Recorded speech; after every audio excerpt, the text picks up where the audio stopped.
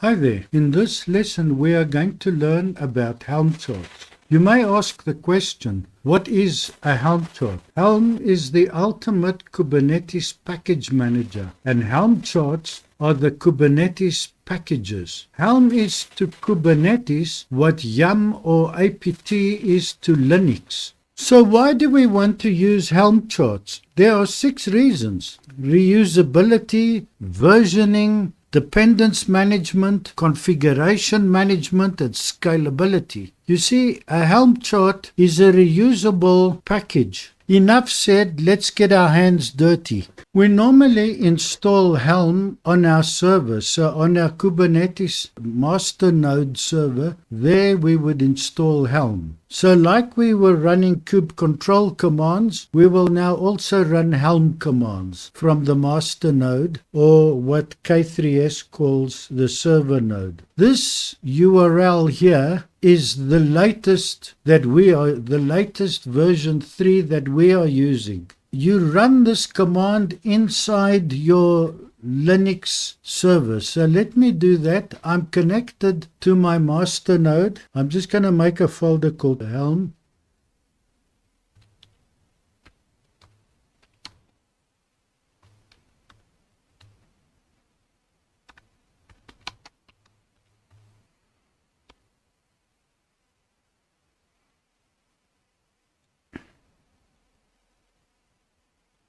And we run this command.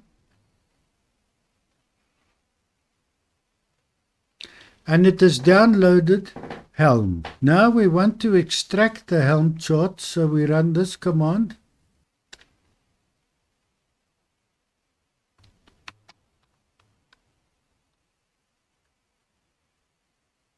And we see we have a Linux AMD 64. We have a Linux-AMD 64 folder. And if we go inside there, we will find Helm. ls-la. And there you see there's Helm. And then you would run this command. I'm not going to run this command because I already have Helm installed on my server and I don't want to make changes. But you can then run Helm version to verify that you have a working Helm.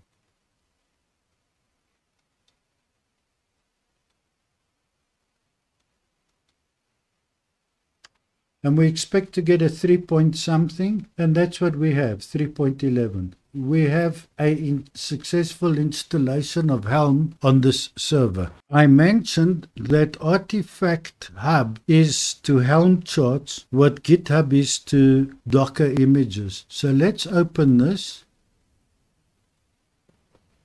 And this is where you can find Helm Charts. I'm going to search for Grafana.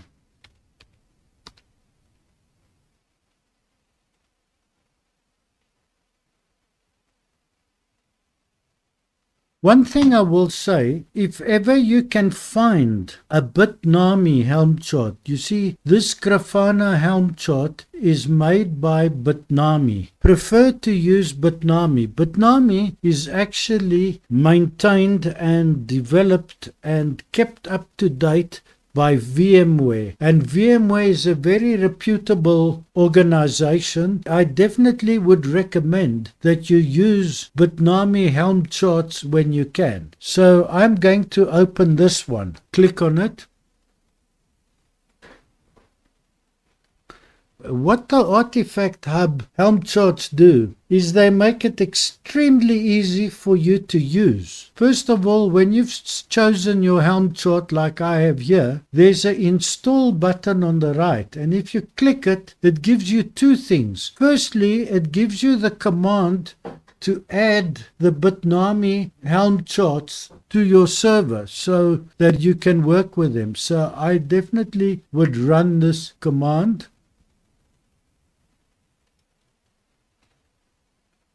It will say that it's already there, but I've been working with Bitnami.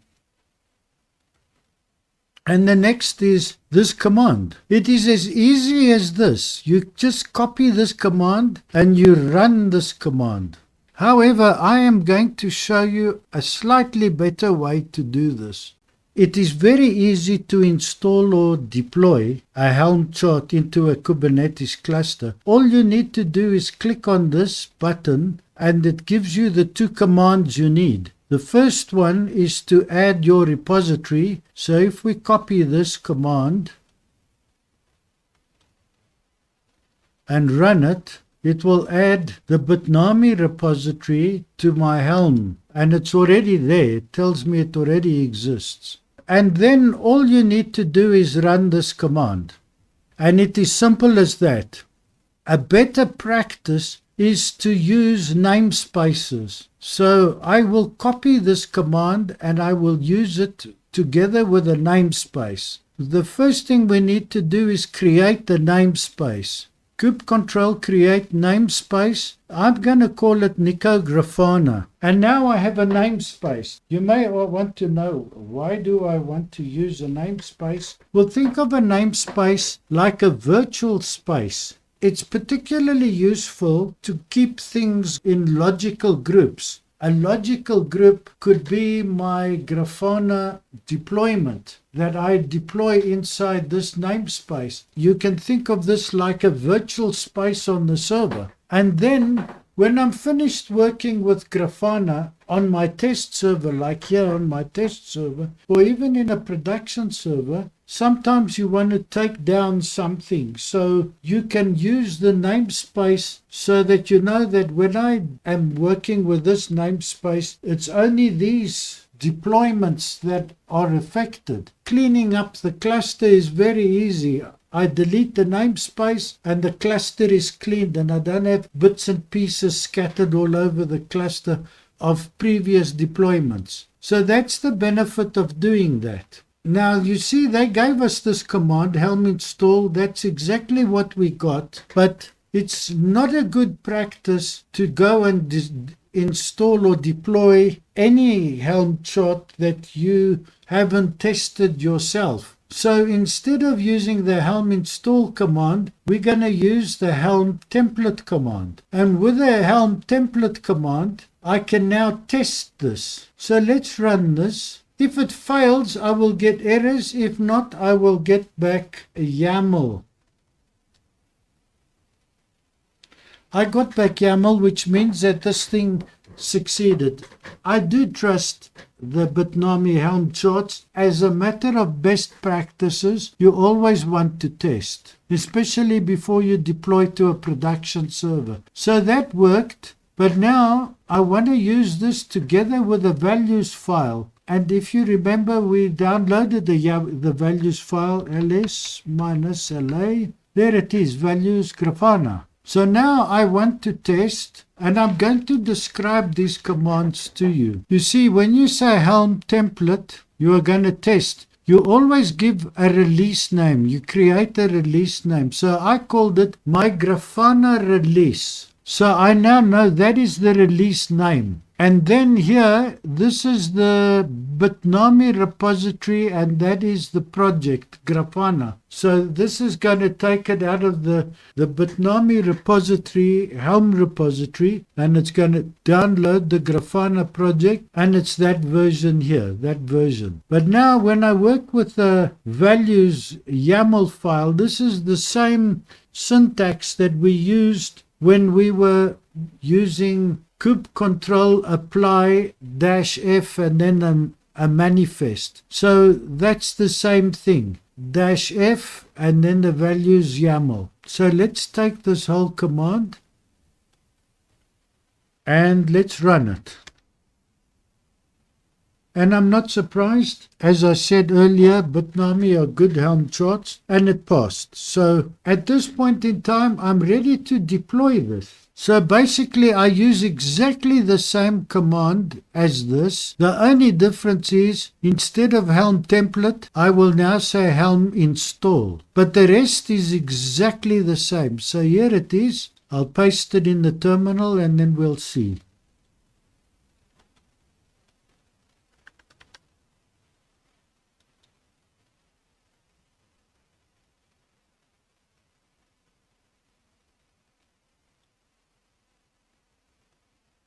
Helm install my Grafana release, that's your release name. The Bitnami Helm repository, the Grafana project. We specified that version. We then also specified two things. We specified -f for the values, but I also added another thing, the namespace. So when it installs this Helm chart, it'll sit inside my namespace. Let's run it.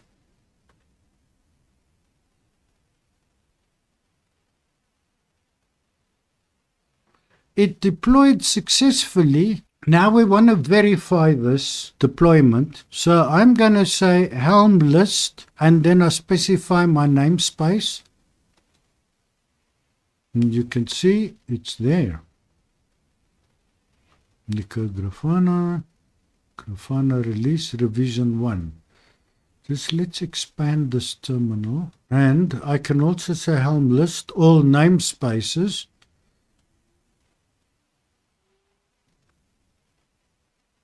We can see that we have our Grafana release is there. But what's interesting is because I am running on K3s, by default when you install K3s, it deploys to traffic Helm charts. So it's interesting to see that Helm charts are used by K3s to deploy their version of Kubernetes. So that is a very interesting observation. I can run this Kubernetes command.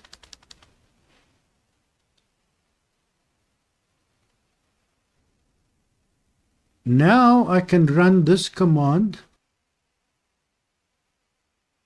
We can see it created a pod as well as a service. If we look at the Helm list output, we can see we got a name. The name is our release. Here's the namespace, Nico Grafana. Notice that this is revision 1. It gives us the date and time when this was updated, the current status, it's deployed, and this is the details of the Helm chart. So that's the version of Helm chart. What makes Helm very useful is that I can edit the YAML file, the values YAML file, and make changes. So let us simulate that. I'm going to edit the values YAML file. I'm not going to make changes, but imagine I did make a change in here, and then we can have a look at the mechanism for updating, or what we call upgrading. Since I've made a change, I always want to run Helm template to test my change. Did I break something? So let's see if my change broke something, and I run it. No, my change didn't break something, so it's safe to use this change. But now we don't say Helm install, we say Helm upgrade. The rest of the command is the same. And let's run it. And what's nice about using a Helm chart, it tells you that this thing has been upgraded, and it says happy helming. So you know this was successful. It tells me a bit about the deployment, what the name was. That is information about the deployment. And notice the revision number has changed now to revision 2.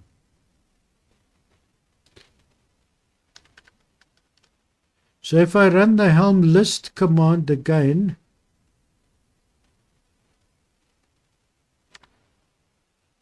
you will see now we are working with revision 2.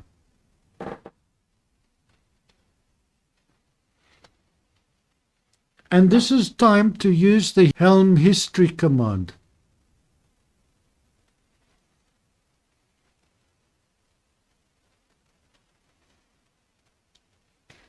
I'll go through the syntax with you. Just want to clear the screen. So you say Helm history, you pass the release name. It wants to give us the history of this release and that it's inside this namespace. Having given it that information, we then run the command. And now we get something interesting. We can see we ran version 1 on that day and that time. Status is superseded because we ran version 2 on that day, that time. Status is deployed. So this is currently deployed in the cluster, and it also told us that it did an upgrade and that the upgrade is complete. So the application is running on the server. Now imagine in a production environment, what I've done now is I've upgraded my Helm chart and I've tried to redeploy it. But what happens if I try to deploy it and it failed? Helm gives us a very nice rollback facility so that I can roll back to a specific revision. But before I do this, I'm going to do another upgrade so that we can have a little bit more. So if I rerun this Helm upgrade command,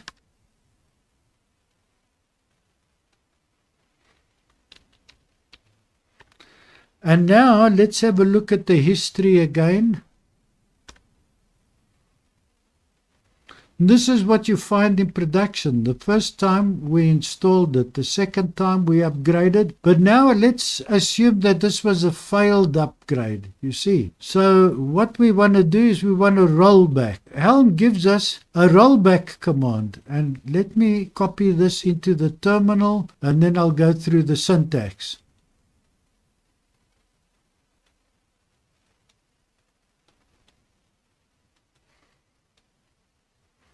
So it's Helm rollback, the name of our release. Now, the particular revision that I want to roll back is the first revision. Or I may want to roll back to the second revision. So let's do that. Let's make it the second revision.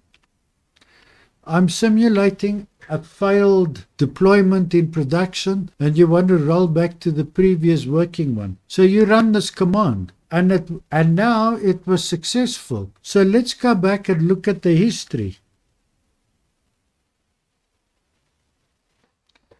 And you see it created a new record, revision 4. The description here is rollback to 2. And it kept 2 there, it didn't remove it. So 1, 2, and 3 is there, it kept that. But it's now created a 4, revision 4. But the revision 4 is the same as revision 2. The only difference is the time. It gives us the time that you rolled back. Now that I'm finished testing, there's 2 things I want to do. I want to first do a Helm delete. I'll go through the commands, the syntax.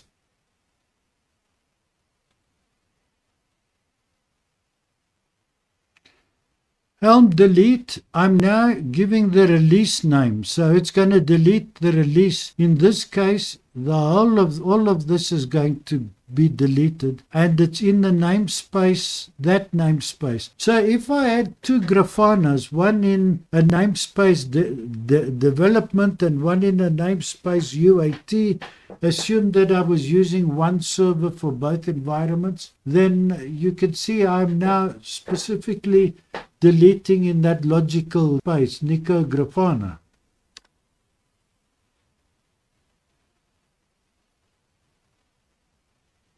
And it says it's uninstalled it. I run the Helm list command, but I'm running it --all namespaces. And we can see here we've only got traffic. So that's a good sign. It means that we have succeeded to delete this Grafana here with all its versions or revisions. Now, having done that, now the next thing we need to do is to delete the namespace.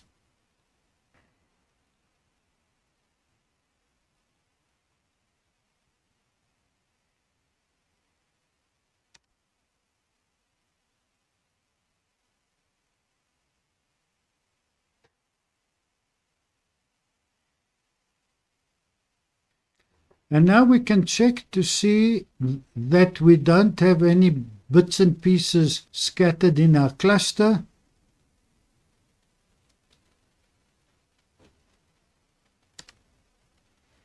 And if we look here, we see we don't have Grafana. We've got our Artemis, but we don't have Grafanas. That is a very good sign. So we have seen that using Helm charts created by the developers of the applications, or alternatively using Helm charts maintained by Bitnami, makes it very easy for us to install Helm charts. We did, however, do two things different. Using best practices, we used namespaces so that we could compartmentalize our deployments into separate compartments, and then we could deploy the applications and then use the namespace to clean up by deleting the namespace. We also saw two additional things: that you could make changes to the values file. Instead of going to change anything in the manifest, you had a single place to make a change, and that was in the values YAML file, and that facilitated the ease of use of the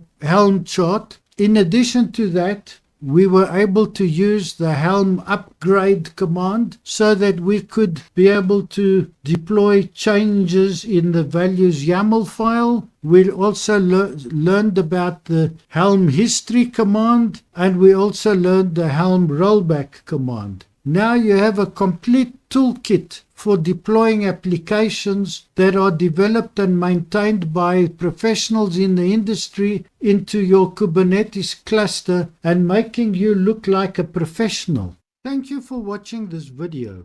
Please join our Patreon program. As a patron, depending on the level that you join, you are entitled to one or two of our books or our training course documentation. Please leave a comment below and let us know what you thought about this training, what questions you have. Also, give us a like and join our channel so that our channel can grow. Thank you.